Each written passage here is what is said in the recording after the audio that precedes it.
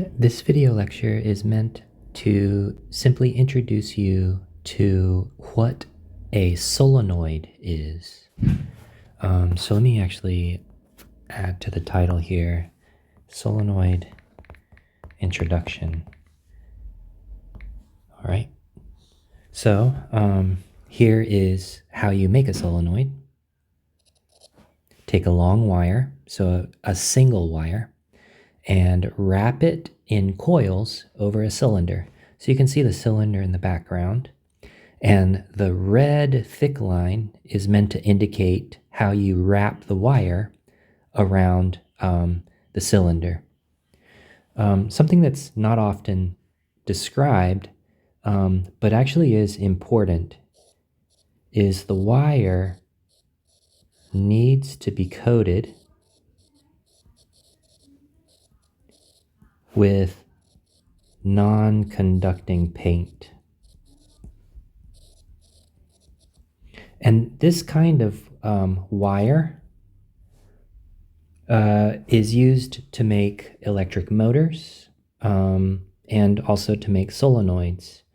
The reason why we want non-conducting paint is we really want the current to only flow along the wires, right, along the direction of the coils.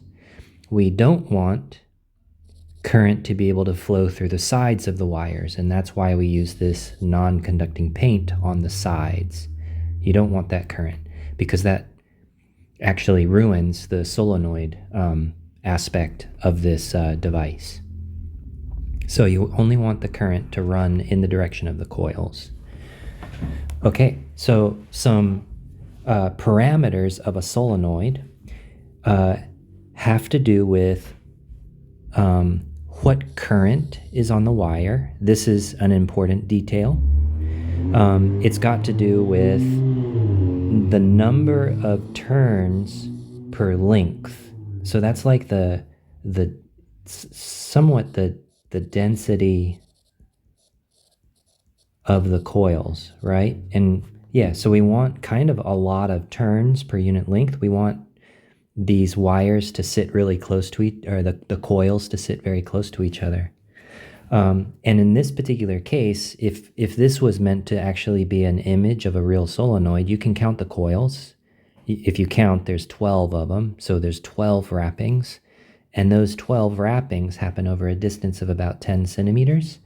So we have this other parameter that's really important called the number of turns per centimeter, or the density of the coils, right?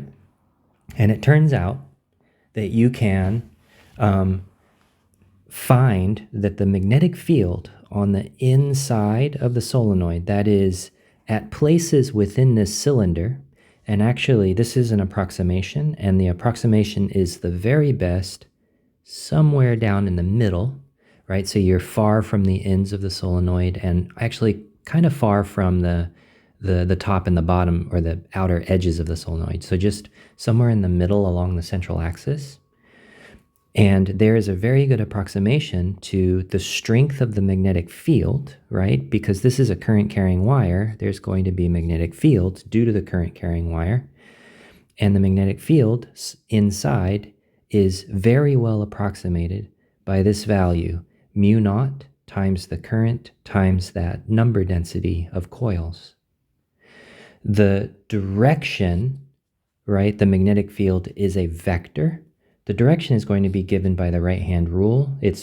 You can also understand it in terms of the Biot-Savart law, or you can understand it in terms of just, the basic right-hand rule relationship between the direction of current and where you are asking about the magnetic field. And it turns out for this coiling sense, can you see that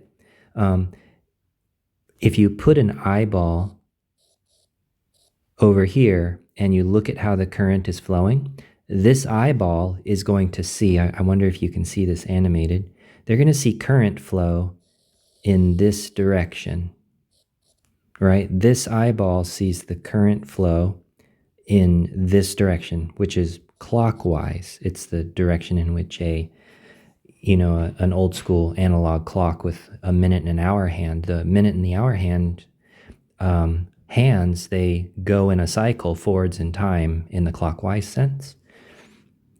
And according to the right-hand rule, this kind of a current on the inside of the coil has a magnetic field that points away from this person's eyeball. And on the outside, it actually has a magnetic field that points towards the person's eyeball, right? I'm talking in terms of a single coil. Okay, so more on this later because I want to use this magnetic field of a single turn of current carrying wire, right? I'm going to use that to think about the magnetic field of a solenoid. But anyways, this is a very good approximation. You can see that this is an approximation symbol. The approximation is very good down in the middle. And then outside, the magnetic field is approximately 0. And this is a very good approximation right about the middle, but kind of close to the coils. Or yes, somewhere nearby the solenoid. Yeah. Okay. All right. So something that's, so here's some details. That's all for what I might say is a real solenoid. A solenoid made with a thick wire that's not very long, put over a wooden dowel or a piece of plastic that's shaped like a cylinder. Okay. So what you study in textbooks, though, tends to be what's referred to as the ideal case of a solenoid. So an ideal solenoid is going to look more like what I drew right here, right? So it's very, very long. Its radius or diameter is pretty small compared to its length. If you look at each coil of wire, or each turn of the current carrying wire, those turns are themselves basically planar, right? Which is not what you see up here, right? Each turn goes from here, goes around and shows up here, which means each turn is actually a helix, right? Helixes don't sit in planes, but circles do. And that's what we're imagining each turn to be, is actually a circle in the plane or with a plane. And that plane is perpendicular to the central axis. The central axis is just the long line right down the middle of the solenoid, right? So each of the current carrying wire coils is a circle whose plane is perpendicular to that central axis. And then many, many turns per length. So N, in a sense, pretty big, right? So there's a very large density of coils per length. Okay, so this is the ideal solenoid. And in the case of the ideal solenoid, what happens is these approximations are way more like equal signs. So no longer approximations.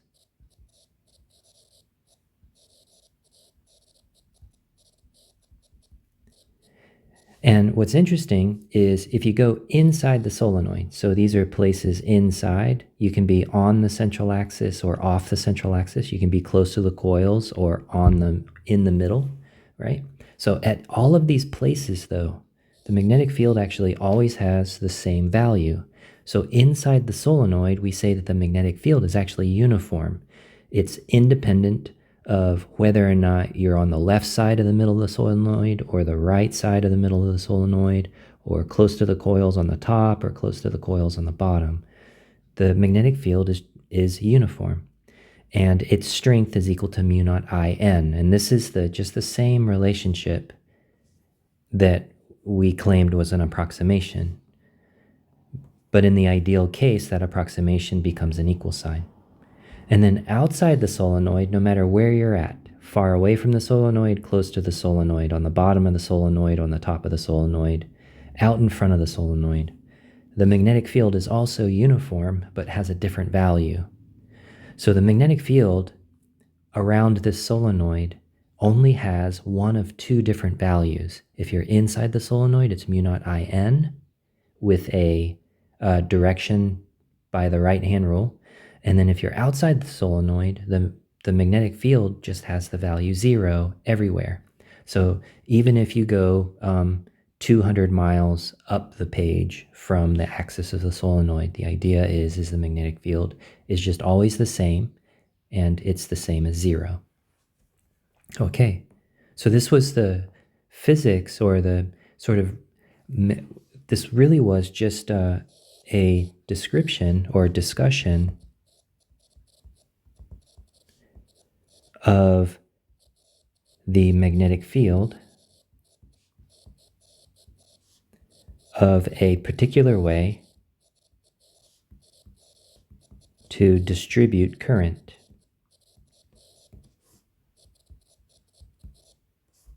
Right? It's a particular distribution of current. The distribution is sort of defined by the radius, the length, the number of turns per unit length, and also the current on the wire. Right? It's a very, very long wire, but it only has one current. Okay, so what we're going to do is, in the following 2 videos, I'm going to motivate